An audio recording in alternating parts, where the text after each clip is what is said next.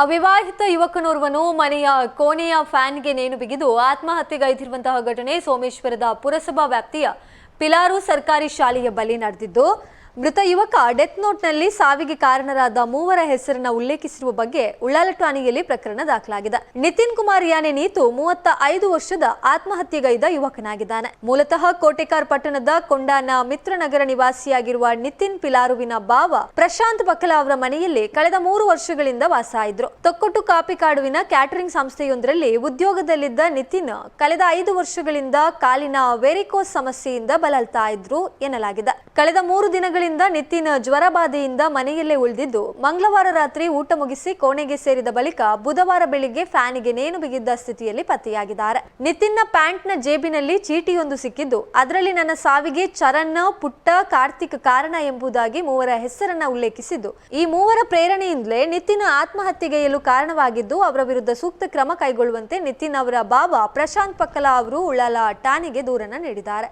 ಇನ್ನು ಉಳ್ಳಾಲ ಠಾಣಾ ಪೊಲೀಸರು ಸ್ಥಳಕ್ಕೆ ಭೇಟಿ ನೀಡಿ ಪರಿಶೀಲನೆ ನಡೆಸಿದ್ದು, ಮೃತದೇಹವನ್ನು ಮರಣೋತ್ತರ ಪರೀಕ್ಷೆಗೆ ರವಾನಿಸಿ ಪ್ರಕರಣ ದಾಖಲಿಸಿ ತನಿಖೆಯನ್ನು ನಡೆಸಿದ್ದಾರೆ.